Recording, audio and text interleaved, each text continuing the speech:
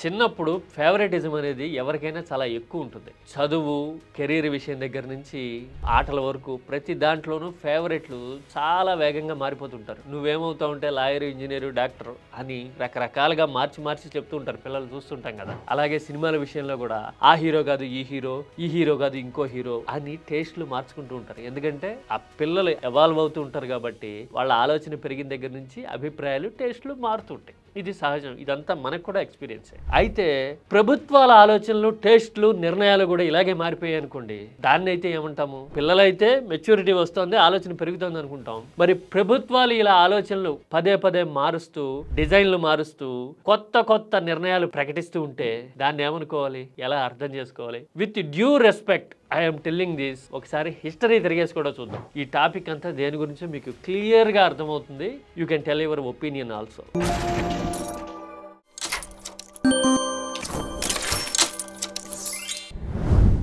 అమరావతి విషయంలో చంద్రబాబు ప్రభుత్వ స్ట్రాటజీలు, నిర్ణయాలు, వ్యూహాలు, అన్నిటికీ మించి డిజైన్లు గత 6.5 సంవత్సరాలుగా నిలకడగా నిరంతరాయంగా మారుతూనే ఉన్నాయి. ఎప్పుడైనా సరే ఒక సిటీ దీర్ఘకాలిక దృక్పథంతో కడుతున్నాము అంటే ఒక విజన్తో, లాంగ్ టర్మ్ వ్యూతో ప్లాన్ చేస్తారు అని అనుకుంటాం కదా. కానీ అమరావతి విషయంలో మాత్రం తడవకోసారి మారడం మొదటి నుంచి కనబడుతోంది. రైట్ ఫ్రమ్ 2015 అమరావతి కోసం మాకీ కన్స్ట్రక్షన్స్ డిజైన్స్ ఇచ్చేశారు అని జపాన్ సంస్థ విషయంలో భారీగా ప్రచారం చేయడం చూసాం. ఆ తర్వాత సడన్ గా మాకీ కన్స్ట్రక్షన్స్ ని టెర్మినేట్ చేసేసి నార్మన్ ఫోస్టర్ డిజైన్స్ తెర మీదకి వచ్చినాయి. అంటే మాకీ జపాన్ అయితే Norman Fosters Britain. East Asia నుంచి యూరోప్కి వెళ్ళిపోయింది అంతే ఫోకస్.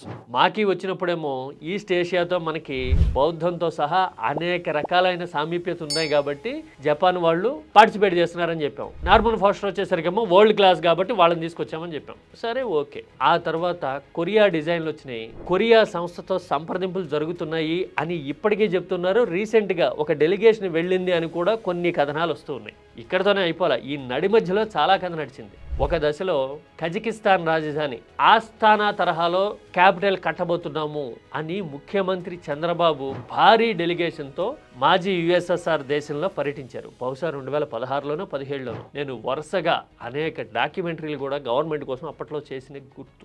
మోడీ సూచించారని ఆస్థానా లాగా కొత్త రాజధాని కట్టాలి అని అనుకుంటున్నానని అప్పట్లో. ఎందుకంటే పొత్తు బాగానే ఉంది, కేంద్రంతో సంబంధాలు బాగానే ఉండేవి ఆ దశలో, అందుకోసమని ఆస్థానా వెళ్ళాను అని చెప్పేవాళ్ళు చంద్రబాబు. యుఎస్ఎస్ఆర్ పతనమైన తర్వాత కజకిస్తాన్ సపరేట్ దేశంగా ఏర్పాటైన తర్వాత ఆస్థానా అనే సిటీని కట్టుకున్నారు. ఈ మధ్యకాలంలో నిర్మించిన సింప్లెస్ట్ అండ్ ఫ్యూచరిస్టిక్ క్యాపిటల్ గా ఆస్థానాకి పేరుంది. దుబాయ్ మోడల్లో ఉంటుంది. అలాగే యురేషియా సంస్కృతి అంతా అక్కడ ఉంది. యురేషియా అంటే యూరోప్, ఆసియా కలిసే ప్రాంతాలు. రష్యా నుంచి విడిపోయింది కదా, అందుకోసమని ఈ రెండు కూడా కలిసేలాగా ఉంటుంది. మంచు పరిస్థితులు ఎక్కువగా ఉంటాయి కాబట్టి ఆ పరిస్థితిని తట్టుకునేలాగా డిజైన్లు అవన్నీ చేసుకున్నారు. టెక్నాలజీ, ఇన్నోవేషన్, స్పేషియస్ గా ఉండటం అనేది ఆస్థానా స్పెషాలిటీస్.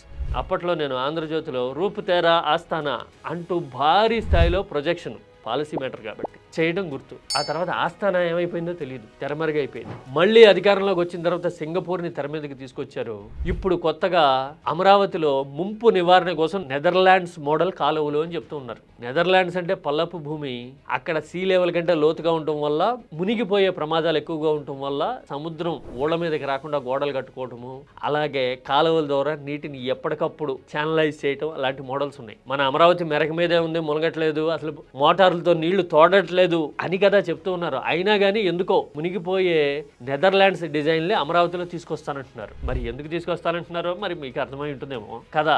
ఇలా డిజైన్లు మారుతూ ఉంటే పరిణామాలు ఎలా ఉంటాయి, ఎంత లాగ్ వస్తుంది నిర్మాణంలో అనేది we have to wait and watch. ఎందుకంటే ఇప్పటికే చంద్రబాబు హయాంలో 6.5 ఏళ్ల పాటు అమరావతి మీద కూర్చోవడం చూసాం.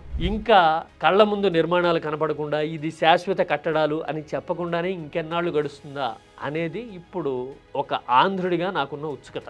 Too many cooks spoil the బ్రాత్ అని నేను అన్ను.